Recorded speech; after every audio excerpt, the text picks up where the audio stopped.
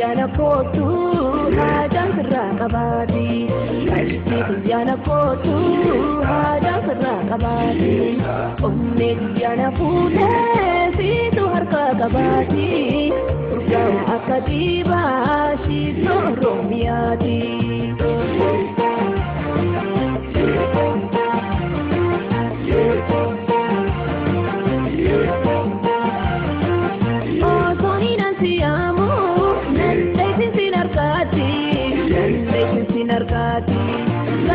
Gati olbori haraba panaiti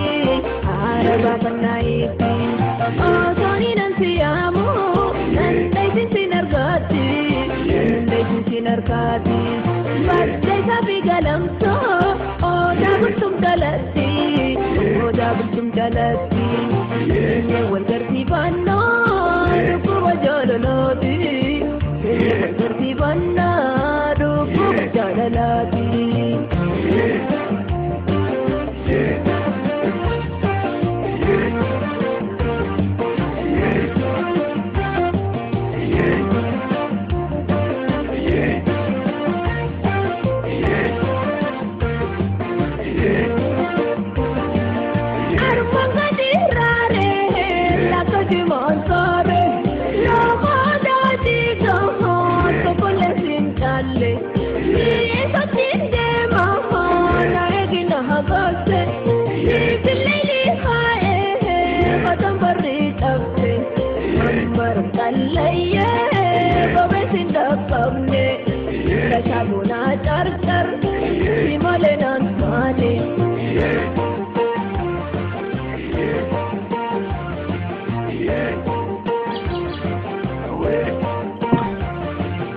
Egaa akkam jirtu dhaggeeffattoota keenya kun qophii daandii ragabaa kan dhimma fincila diddaa gabrummaa irratti xiyyeeffatee dhiyaachaa jirudha.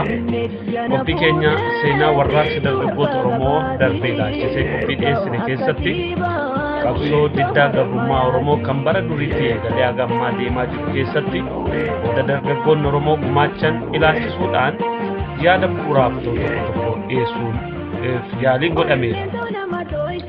Dhugaadha seenaa bara dheeraa waan ta'eef waa'ee fincila diddaa gabrummaa ilaalchisee hubannoo bal'aa argamsiisuudhaaf qophiin kun gahaadha amantaa jedhuun qabna. Akka amantaa keenyaatti Oromoon bakka jirurraa sabni Oromoo yeroo kamii eegalee haga yoomiitti fincila diddaa gabrummaa akkasumas finciloota karaa waraanaatiin gaggeessisaa ture qorannaa irratti gochuudhaan sababoota kanaafis ka'umsa kan ta'an maal akka ta'e hubannoo gahaa akka qabaatanii fi ka'umsa waan ta'u dhiyeessuudhaaf yaaleera daandii ragabaa. Kanarratti hundaa'uun hayyummaan keenya yookaan beekumsi keenya hundee akka godhatuuf namuu bakka jirutti finciloota naannoo isaatti deemaa jiru. Finciloonni kun bifa kamiin adeemsifamaa akka turan sabni Oromoo maal fa'aa godhee akka fincilee fi maal fa'aa godhee akka dide kanaanis bu'aa maalii akka argate irratti qorannoo bal'aa adeemsisuun ni danda'ama amantaa jedhu qabna. Kaayyoon qophii kanaa dhimmoota sana tuttuquun yaadachiisuu fi bakka jirutti Oromoon dhimma kanarratti marii akka gaggeessu yookaan immoo dhimma ajandaa guddaa godhee akka irratti dubbatu kanaan daatee seenaa isaa dhokatee jiru ifatti akka baasu dhaloota egerees karaatti jajjabeessuu malu akka qiyyaafatu agarsiisuudha. Qophii darbe keessatti gahee dargaggoonni Oromoo qabsoo Oromoo keessatti baasan hanga tokko ibsuudhaaf yaalameera. Fincilli diddaa gabrummaa akka waliigalaatti kan irratti xiyyeeffatu qabsoo biyyattii keessatti gaggeeffamaa jiru kan dhokatee jiru ifa gochuudha. Namoonni kamuu haga danda'aniif haga humnaa fi beekumsa isaanii qooda isaanii akka baasan yookaan immoo hirmaannaa isaanii akka dabalan kakaasuudha. Fincilli kamiyyuu mataa isaatiin galma ga'uu dhiisuu mala. Haa ta'uutii fincilli kamiyyuu bu'aa yookaan injifannoo yookaan immoo milkii egereetiif hundee guddaa ta'uu seenaan kan darbes kan ammaallee kan mul'isuudha. Dhiyeenya kana biyyoota Arabaa keessatti finciloonni kaka'anii mootummaa abbaa irree ta'ee jiran kan akka Ijipt keessaa kan akka akkasumas biyyoota Liibiyaa keessatti toona fi haa ta'uutii kan Liibiyaa booda keessa gara qawwee hidhannootti darbee mootummaa sanaan gorraa buuseera. bifa kamiinuu yoo ilaalame fincilli kamuu haga humnoomee adeemetti meeshaan kamiyyuu sana dura dhaabbachuu akka hin dandeenye ragaan qabnu ni hubachiisa.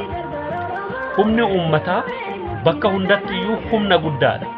Mootummooleen abbaa hirree ta'an muuxannoon isaan biyyoota adda addaa irraa fudhatanii ittiin adeemaa jiran humna uummataa guddaa kana iddoo adda addaa tiruudhaan akka humni sun isaan dura dhaabbanne humna laaffisuudhaan qawwee isaaniitiin bulchuu irra filatu. Kanaan immoo humna uummataa dadhabsiisanii ofii aangoo waan qaban fakkaatanii dhiyaatu. Inni kun galiinsaa uummati sodaatee mootummaa sanaaf akka buluuf meeshaa gurguddaa qaban baasanii agarsiisu, humna gurguddaa hidhatee jiru daandiirra dhaabuu fi akkasumas hiraarsaa jajjabaa uummatarraan ga'uudha. Garuu kaayyoo fi akeekni fincila diddaa gabrummaa gochaa mootummooleen abbaa irree ta'an dhoksaadhaan dalagan ifatti akka dalagan oofuu fi ifatti saaxiluudha. Mootummaan abbaa irree akeekni isaa inni guddaa sodaachisee bulchuu waan ta'eef sagalee uummataa kamiyyuu haa xiqqaatu haa guddatu ni sodaata. Sagalee uummataa gaaffii uummataa deebisuus hin danda'u. Kana waan sodaatuuf yeroo uummati gaaffii kaasutti meeshaa gurguddaadhaan uummata ajjeesuu yookaan hidhuu yookaan dararuutti ce'a.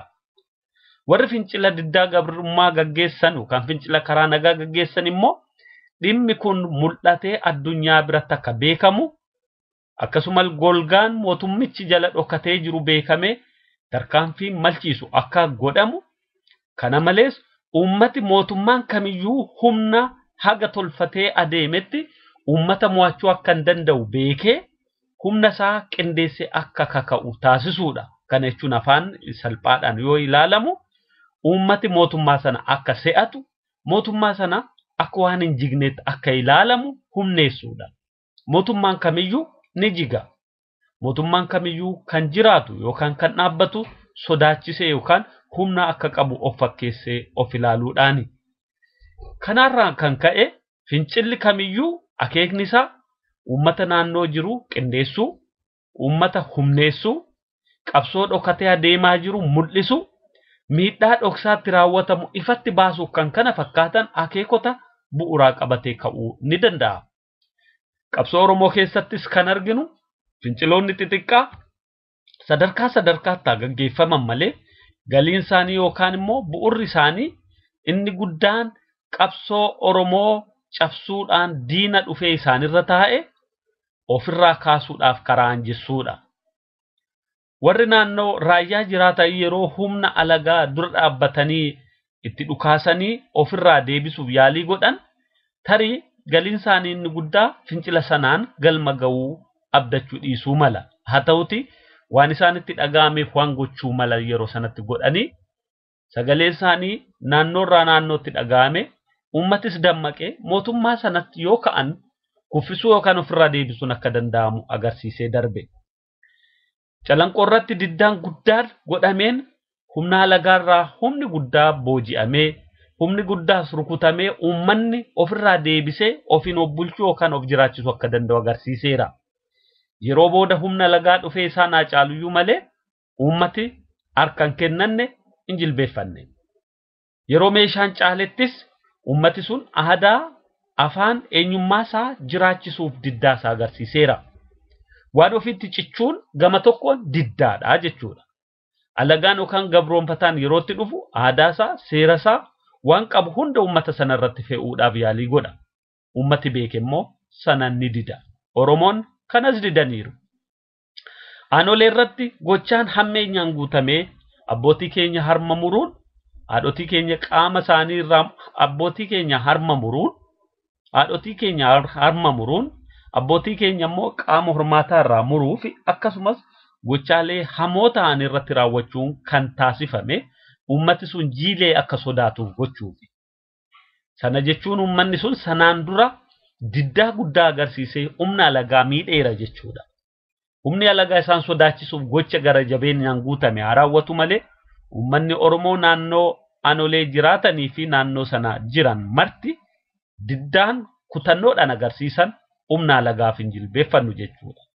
Seenaan sun walirraa fuudhaa fi darbaa har'allee dhaloota har'aan jiraniif dhaloota gahanii jiran humneessaa jira. Waan ofitti cichanii waan alagaa ofirraa diduun malattiin of jiraachisan malattiin ofiin of bulchan ta'uu agarsiiseera. Hundeen fincila diddaa gabrummaas kanuma.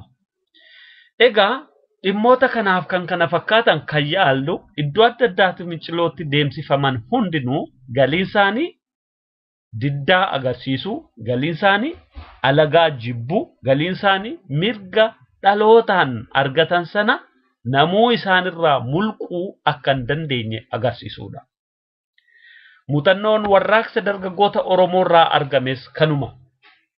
Haa ta'utti wanti tokko kan nuti beennu warraaqsi dargaggoota Oromoo fi uummata Oromoo aga bara 1970moota keessaatti qindoomina jabaa hin qabu ture.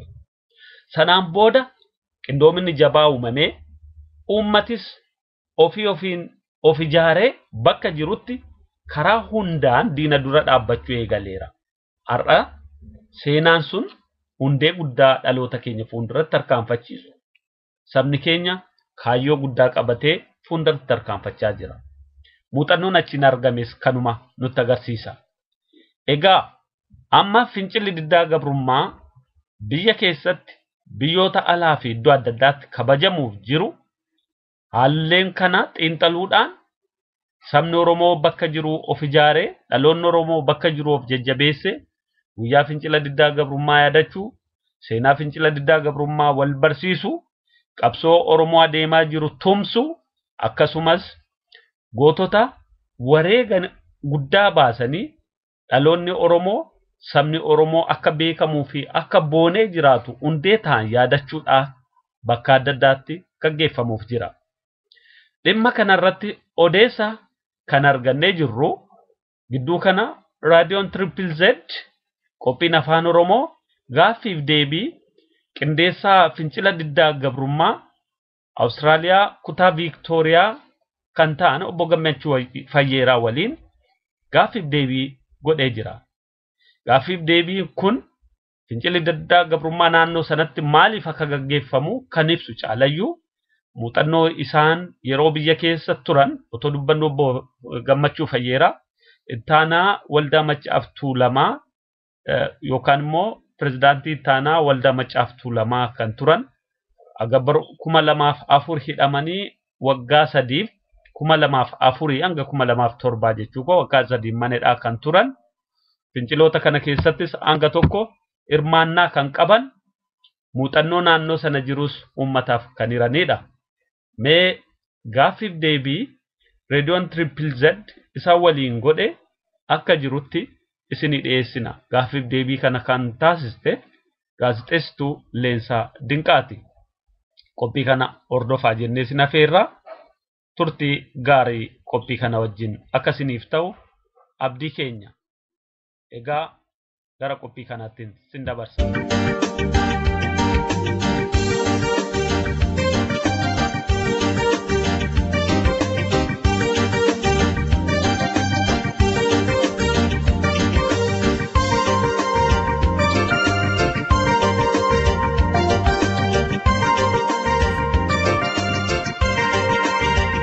Kabajamtoota dhaggeeffattoota keenya kan caqasaa jirtan sagantaa afaan Oromoo as magaalaa Melbourne keessaa isinii darbaa jirudha. Qophiin keenya itti fufee jira. Akkuma sila dhaggeeffattan yookaan immoo beeksisa keessatti hubattanii jirtan guyyaa fincila diddaa gabrummaa biyya kana keessatti kabajamu laalchisee beeksisii darbee ture. Nutis beeksisa kanarratti hundoofne qindeessaa ayyaana fincila diddaa gabrummaa kan Konyaa Abaaw Viktooriyaa obbo Gammachuu Fayyeeraa haasofsiisnee turre akka kanatti itti dhiyaadha. Obbo Gammachuu Fayyeeraa qophii sagantaa afaan Oromootti dhiyaattanii gaaffiif deebii gochuudhaaf dhiyaanni kanatti nu dhufuu keessaniif maqaa dhaggeeffattootaatiin galatoomaa isiniin jenna. Hayyee isinis koreen reediyoo sagantaa afaan Oromoo gaggeessaa jirtaniif irratti hojjetaa jirtan hedduu galatoomaa carraa kana nuuf kennuu keessanis fayyaa ta'aa ulfaadha. Hayyee egaan ji'a sadaasaa kana Oromoonni guyyaa yaadannoo fincila diddaa gabrummaa jechuun kabaja. Asittis Konyaan Abaaw Viktooriyaa kabajuudhaaf hawaasaa fi waamicha dabarsee jira jechuun sadaasa 11 akka ayyaaneffatamuudhaaf jiru. Kanaaf Oromoon fincila diddaa gabrummaa kana yoom eegalee yookaanis immoo ji'i sadaasaa kun maaliif akka addaatti kabajama?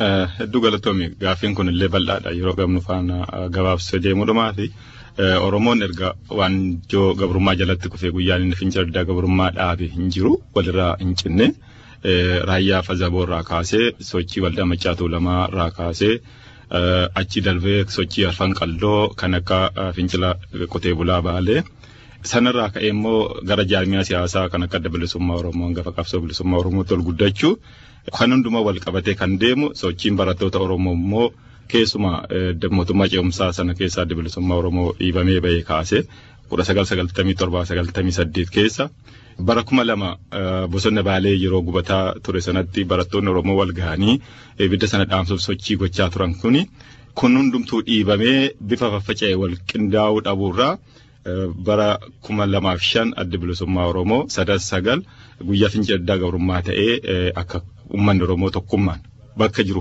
hundaa ka'ee qabsoosaa finiinsu kan jedhu waamicha labsee tapha siyaasaa biyyattii keessatti yookiin impaayirtii keessatti gaggeeffamaa jiru uummanni Oromoo taa'ee ilaaluun qabu mirga isaa falmachuuf immoo eeyyama eenyuyyuu gaafachuu hin qabu kaa'ii kan jedhu labsii kanaan keessumaa dargaggoonni Oromoo kutaalee Oromiyaa mara keessaa guyyaa kana fincilaaf bahanii guyyaa kana kan adda godhugaa labsii sanaa wal qabatee qindoomina baroota dheeraaf faca'ee kan ture fincila diddaa gabrummaa bifa itti godinaalee Oromiyaa mara keessatti guyyaa tokko ka'uu fi otoo walirraa hin citiin ammaatti gaggeeffamaa jiraachuudha. Kana gaaffiin yeroo sana mirga murteeffannaa uummata Oromoo haa kabajamu kan jedhu dhiyaabaa kaabaa kibbaa fi jiddu gala Oromiyaa mara keessatti gaaffii wal fakkaataa ta'uusaa fi biyyummaan Oromoo haa kabajamu kan jedhu kan wal qabate ta'uusaa. Galiin fincila diddaa gabrummaa maali? Galiin fincila diddaa gabrummaa qaama qabsoo bilisummaa Oromoo keessaa tokko galiinsaas galii qabsoo bilisummaa Oromoo irraa addan ta'u. Oromummaa miila lamaan dhaabee akka sochoonetti dhaabuun galii isaati. Dhumarratti immoo mirga hiree murteeffannaa uummata Oromoo kabachiisuudha. Mirga hiree murteeffannaa uummata Oromoo kan jedhu kun Oromoon biyya mataa isaa danda'e Oromiyaa Rippaabilikii ijaarrachuuf fedhii kan qabuu fi yoo barbaade immoo saboota isa fakkaatan ollaasaa jiran waliin jiraachuuf kan inni itti murteeffatu kanaan mirkaneessuuf kan dhaabbatedha. Kanaaf galiinsaa mirga abbaa biyyummaa uummata Oromoo kabachiisuudha. Tole akkuma ibsitanitti fi galiinsa mirga abbaa biyyummaa falmachuudha mirga abbaa biyyummaa deeffachuudha ka jedhutti nu ibsitanii jirtanii walitti dhufeenyi inni yookaan immoo garaagartummaa inni qabsoo hidhannoo fi akkasumas immoo dippiloomaasiin rakkoo Oromoo hiikuudhaan walitti dhiyeenyi yookaan garaagartummaa inni qabu maali? Fincila diddaa gabrummaa Oromoo qaama qabsoo bilisummaa Oromoo ta'uyyuu karaa nagaa biyya keessatti uummata bal'aan kan gaggeeffamudha. Qabsoon hidhannoo immoo jaarmiyaan siyaasaa of ijaaree akka jaarmiyaatti kan sochoosuuf kan dippiloomaasii irratti hojjetudha. Lachuu sadanuu qabsoodha. Diddaadhaa agarsiisaa ajajamuu diduudha. Fedhiin koo kana jedhanii ibsachuudha. Sagaleen uummanni bal'aan biyya keessatti ani bilisummaan barbaada, ani walabummaan barbaada, biyya kootti abbaa biyyaa ta'uun qaba. Mirga koo gaafachuuf hidhamuun qabu jedhee lolachuun didachuun mootummaa gabroonfataa fi abbaa irree fuuldura dhaabbatee harka duwwaa du'uun sagalee warra dippiloomaasii irratti hojjetanii fi warra jaarmiyaa hidhannoo irratti hojjetaniif sagalee kenna humna ta'aaf jechuudha. Kanaaf sagaleen uummata biyya keessaa sun isaaniif yeroo humna kenna dhageettii yoo horuu fi gaaffiin jaarmiyaan siyaasaa sun gaafachaa jiru gaaffii uummata bal'aa ta'uusaa mirkaneessaa bifa kanaa wal qabata. Haasaa keessan keessatti ajajamuu diduudha kan jedhu kaastaniittan maal jechuudha ajajamuu diduu jechuudha? Ajajamuu diduu jechuun qaama siin ilaaleen qe'ee keetti dhufee mana keetti dhufee as taa'ee achi taa'ee asiin bachiin gal kan siin jedhu ajajamuu isa sana hin fudhadhu. Qe'ee kootti anumata abbaa qe'eeti. Biyya koottis anumata abbaa biyya kooti. Biyya kootti of bulchuu of jiraachisuu kan naa ta'u filachuu anatu danda'a. Ani of bulchuus of jiraachisuus of qajeelchuus nan danda'a mirga isaa sittan qaba dandeettii isaa sittan qaba jedhanii diduu jechuudha. Tole fincilli diddaa gabrummaa injifannoolee haga ammaatti inni galmeessee fi yookaan immoo gufuulee isa mudatan nu ibsuu dandeessanii? Fincilli diddaa gabrummaa tartiiba isaatiin yoo deemne sa'a dheeraa nu gaafachuu danda'a. Yeroo raayyaa fi azaboon socho'u naannoon Oromiyaa sagalee isaan dhaga'u tureeyyuu achirraa ka'ee ijaaramuu waldaa Maccaatuu Lamaa Arfan Qalloo Fincila Diddaa Qotee Bulaa Baalee darbee adda bilisummaa Oromoo ijaaruurra ga'ee jaarmiyaa siyaasaa bifa qabsootti ta'e gaggeessuu irratti of guddisee sanarraan qabatee barattoonni dargaggoonni Oromoo biyya keessa sochiin isaan 1997 amma 2005 diddaan gaggeessaa turan adda bilisummaa Oromoo sanas qindeessuuf dirqama fudhatee wiirtuu tokko akka horatee socho'uu fi gaaffii wal fakkaatu uummanni Oromoo bal'aan akka gaafachuu qabu akka akeekuu fi itti deemsisu taasise. Sanarraa ka'uun 9/9/2005 adda bilisummaa Oromoo guyyaa fincila diddaa gabrummaa godhee akka yaadatu godhe. Achirraa egaa ka'ee tokkoffaa bifa faffaca'een gaggeeffamaa ture qabsoon sun ititee bifa wal fakkaatuun gaaffii wal fakkaatuun sagalee tokkoon guutuu Oromiyaatti addunyaatti akka dhaga'amu taasiseera. Lammata 2005 asitti immoo dargaggoonni Oromoo sochii bal'aa gaggeessaa turaniin 2011 irratti qeerroo biyyoolessaa ijaarrachuu raga'aniiru. Amma qeerroon injifannoon inni galmeessaa jiru keessumaa mooraa diinaa keessa seenee mootummicha raasaa yeroo inni jiru kanatti dhageettiin inni sagalee qabsoo bilisummaa Oromoof sadarkaa addunyaatti agarsiisaa jiru isa guddaa haamlee qabsaa'ota keenya ol guddisuu irratti iddoo guddaa agarsiisaa jira. Kanaan kan nu boonsuu fi hundi keenya akka dhaggeeffannu nu dirqisiiseera. Kanaaf injifannoo guddaa agarsiisaa jira. Gufuun isa mudate inni jiru sirni nama nyaataa sun gara jabinaan rasaasaan fixaa jiraachuudha. Hidhaa biyyarraa ari'aa jiraachuudha. Inni kun immoo ittuu nu jabeessee qabsicha akka dhaloonni fuudhee gaggeeffatu taasisaa jira. Ayyaana fincila diddaa gabrummaa kan bara kanaa maaltu adda taasisa jettu? Warraaqsi uummanni Oromoo gaggeessaa jiru kan yeroo kamuu caala qindoominaa fi bilchinaan jabaachaa dhufu yeroo itti dhufe keessa argamuu keenya injifannooleen qabsoon bilisummaa Oromoo golee Oromiyaa mara keessatti galmeessisaa jiru yeroo mul'ataa ta'aa jiru keessatti argamna. Du'a mataa wayyaaneetii wal qabatee mooraan diinaa wal diigaa yeroo jiruu fi deebisee sadarkaa waliifichuu hin dandeenye irratti yeroo argamuudha. Rakkoolee wal qabataadhaa fi dhiibbaa mirga namummaa biyya keessa jiru kanneen kanaan dura hirmaannaa hin qabaannellee diina sana diiguu irratti yeroo hirmaachaa jiran keessatti yeroo itti kabajni waan ta'eef yeroo kamuu caala sirna ho'aadhaan kan kabajamuu fi dhageettiitti qabaatu. Karaa biraa immoo mooraa diinaa keessa kanneen turan amma mooraa diinaa keessaa ba'anii mooraa qabsoo bilisummaa Oromootti dabalamanii uummata isaaniif falmuuf yeroo murannoo agarsiisaa jiranii fi sagalee isaanis sirnaan dhageessifachaa yeroo jiran keessatti ayyaana fincila diddaa gabrummaa kabajuuf jirra. Kun hunduu kan baranaa fincila diddaa gabrummaa ayyaana fincila diddaa gabrummaa baranaa adda taasisa. Tole obbo Gammachuu dhuma irratti yookaan maayyii irratti dhaamsi hawaasaaf yookaan immoo dhaggeeffattoota keenyaaf qabdan yoo jiraate. Ayyaanni fincila diddaa gabrummaa baranaa dargaggoonni keenya biyya keessaa yeroo kamuu caala diinni gara jabinaan yeroo isaan fixaa jiru kanaaf isaan ajjeesaa jiru kana murannoo fi jabinaan fuuldura dhaabbatanii mooraa diinaa yeroo diigaa jiran keessatti argamna. Yeroo kana ayyaana kana yeroo kabajnu seenaa isaan dabarsaa jiran seenaa wareegamtoota keenyaa fi miidhamtoota keenyaa yerootti wal yaadachiifnu guyyaatti wal yaadachiifnu wal barsiifnu seenaa fi sababa fincilli diddaa gabrummaatti gaggeeffamaa jiruu fi itti bu'uureeffamiyyuu yerootti wal yaadachiifnu fi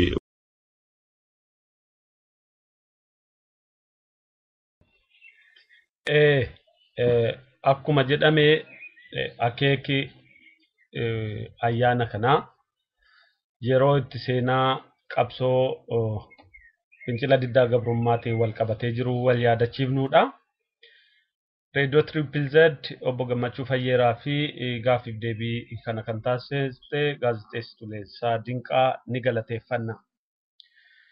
Qophii kanaan kan wal qabatee dhimmoonni irratti ilaalaman hedduudha. As keessatti fincila diddaa gabrummaa keessatti qeerroon ga'eensaa maali? Qeerroon yeroo ammaa kanatti maal gochaa jira?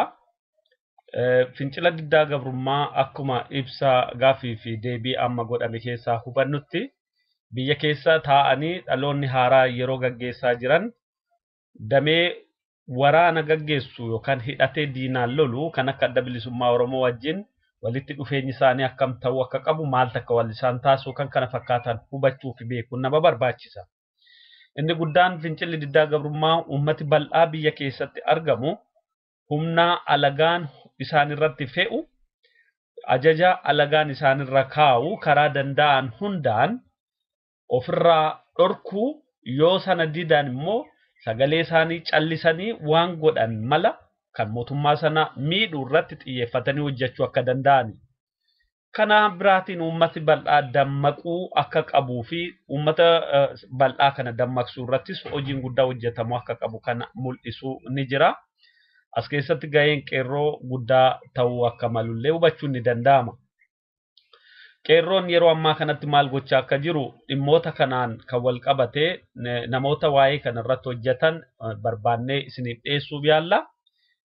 Hojiiwwan qeerroon yeroo adda addaa hojjechaa jirus weebsaayitii isaaniirraa kan hubannuu fi dhaloonni haaraa yeroo ammaa kanattis karaa marsaalee wal qunnamtii hawaasaa adda addaa, karaa weebsaayitii garaagaraa, karaa reediyoo fi televezyiinii akkasumas yuutuubii adda addaa dhimmoota qabsoo Oromoo fi eenyummaa Oromoo wal qabate irratti xiyyeeffatanii hojii boonsaa hojjechaa jiru.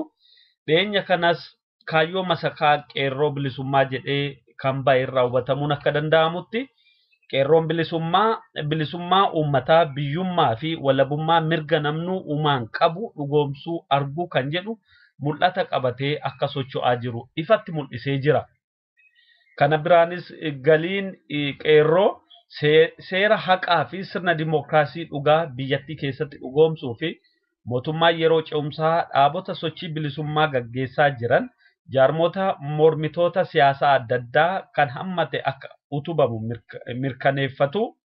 Inni lammataa biyya saamicha cunqursaa fi iraarfama irraa walaboomte kan uummanni biyyattii keessaa qoqqobbii daangessaa fi ittisa takkaan malee fedhii isaaniitiin hiree isaanii murteeffatanii jaalala nagaa tasgabbiif kabajaan jiraatan dhugoomtee argamsiisuudha jedha galiin. Akeeka kanarras kan wal qabatee kan kaamee jiru ni jira. Dhimmoota kanaaf kan wal qabatan qophii keenya ittaanu keessatti isiniif dhiyeessina.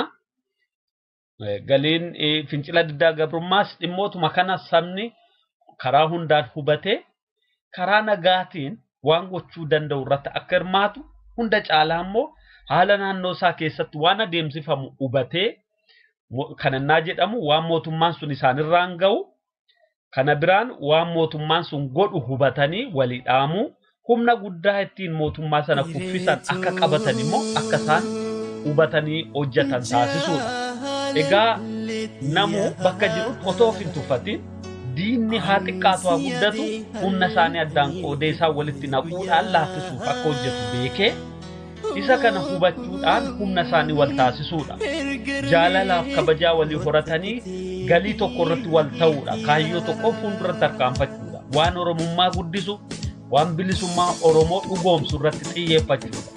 Waan namummaa, mirga namummaa namni kamuu qabu eeguuf kabajuu irratti xiyyeeffachuudha. Jaarraan amma keessa jirru bilisummaa namaas sabaas kan daangessu ta'uu qabu. Mirga sabni kamiyyuu qabu kana cuucu ta'uu qabu. Namummaan ala namaa kamiyyuu immoo kan dhiitamutti ta'uu qabu. Kanarratti xiyyeeffatamee hojjechuu qaba. Sabni keenya, lammiin keenya Oromoon biyyoota adda addaa keessa jiran waan guddaa argatan beekanii isa sanarratti injifannoo galmeessaa fuulduratti tarkaanfachuuf hojjechuu qabu. Damee walqunnamtii fi beeksisaarra kan hojjetan, damee reediyoo, televezyiiniirra kan hojjetan dhaloonni haaraa waan saba isaanii itichu, waan saba isaanii humneessu, waan saba isaanii karaa hundumaan gara fuulduraatti tarkaanfachiisu wal taasisanii hojjechuu. Diinni yeroo hundumaa waan saba isaanii diigu hojjeta jaa ta'eef diigaa sana saaxilanii sabni isaanii qaroo ta'ee naannoo jirutti waan deemaa jiru beekee akka ofirraa ittisuu fi faccisu hubachiisuudha. Egaa kanarratti gahee keenya ba'uu qabna. Waraanni guddaan nuti of harkaa qabnu meeshaa baranee kan ittiin odeeffannoo dabarsinu. Jaarraan amma odeeffannoo beekumsaan raajii kan itti hojjetanidha. Odeeffannoo fi beekumsi keenya, wayyoominni keenya, jabinni keenya immoo kanarratti olaanaa ta'e argamuu qaba. Daandii raggabaati. Torbee walitti deebina. Ajabaan ni bilisoomna haa qabsoomnu. Biyyi kan dhaloota diina ofirraa kaasee. Oromiyaan ni bilisoomna. Daandii raggabaati. Cinaacha jaalalaa garootoo jamsitee wayguuyyana lolaa sadoofii kannanii anis keessan jira يا دم خيتي تنرفتي تشورا Beauty living at a distance of heaven, seen forever. She's bright, looks like sun and star. Suggesting her coming to meet her.